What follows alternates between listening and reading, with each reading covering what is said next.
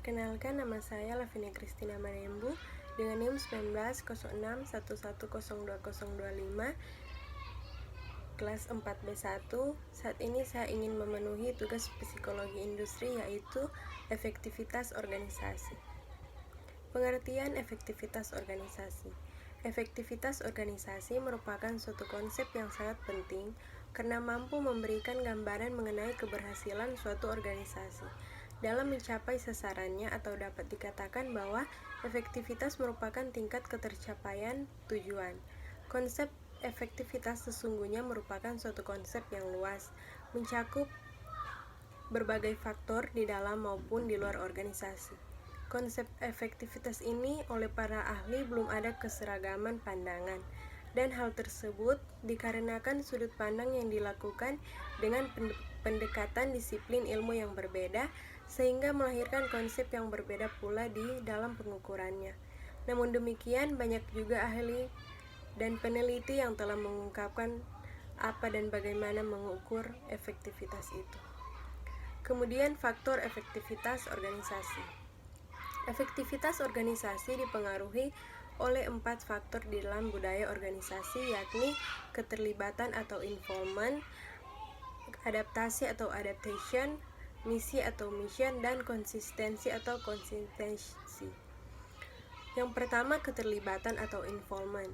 Keterlibatan ialah suatu perlakuan yang membuat staf merasa diikut sertakan di dalam kegiatan organisasi, sehingga dapat membuat staf bertanggung jawab mengenai tindakan yang dilakukannya. Keterlibatan ialah kebebasan, independensi yang dipunyai pada setiap individu di dalam mengemukakan pendapat. Keterlibatan terdiri dari 3 indikator yakni pemberdayaan, kerja tim, dan juga kemampuan berkembang. Kemudian adaptasi atau adaptation. Kemampuan adaptasi adalah kemampuan pada organisasi untuk dapat menerjemahkan pengaruh lingkungan terhadap organisasi. Adaptasi ialah kemampuan organisasi di dalam merespon perubahan-perubahan lingkungan eksternal dengan cara melakukan perubahan internal pada suatu organisasi. Denison dan juga Mirsya dalam Qasidah 2007 tersebut mengemukakan yakni kemampuan adaptasi dapat dilihat dari 3 indikator, yakni perubahan atau creating change, berfokus pada pasien, customer focus, dan juga keadaan organisasi atau organizational learning. Kemudian misi atau mission. Misi ialah dimensi budaya yang menunjukkan pada tujuan inti organisasi yang menjadikan anggota organisasi teguh serta fokus terhadap apa yang dianggap penting oleh suatu organisasi. Sesuai dengan penelitian Denison yang menunjukkan bahwa organisasi yang kurang di dalam menerapkan misi akan dapat mengakibatkan staf tidak dapat mengerti hasil yang akan dicapai dan juga tujuan jangka panjang yang tidak ditetapkan menjadi tidak jelas.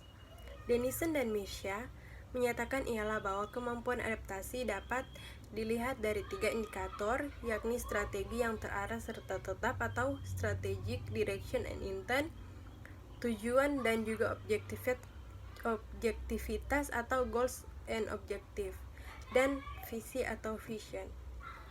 Kemudian konsistensi atau konsistensi. Konsistensi ialah tingkat kesepakatan anggota suatu organisasi terhadap asumsi, dasar, dan juga nilai-nilai inti organisasi.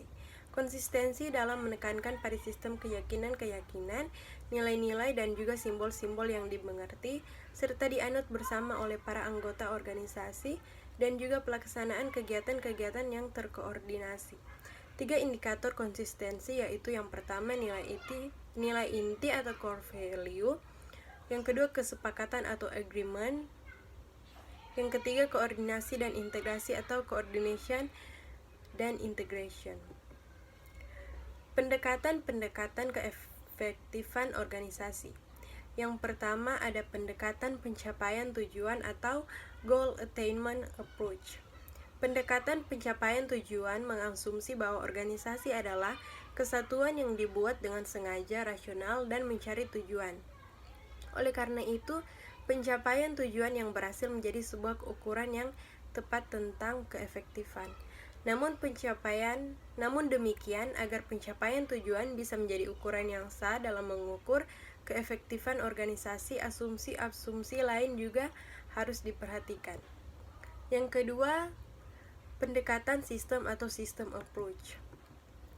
Pendekatan sistem terhadap efektivitas organisasi mengimplikasikan bahwa organisasi terdiri dari sub-sub bagian yang saling berhubungan.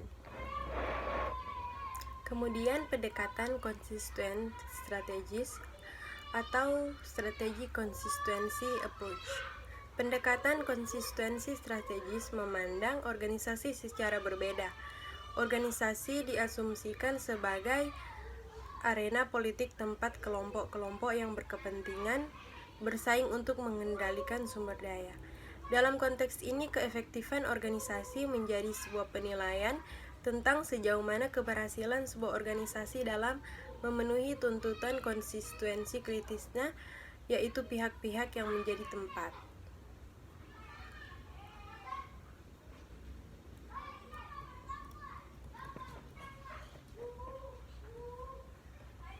Kemudian pendekatan nilai-nilai bersaing atau competing value approach.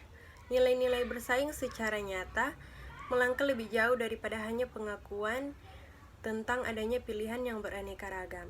Pendekatan tersebut mengasumsikan tentang adanya pilihan yang beraneka ragam. Pendekatan tersebut mengasumsikan bahwa berbagai macam pilihan tersebut dapat dikonsolidasikan dan diorganisasi. Sekian dari saya, terima kasih.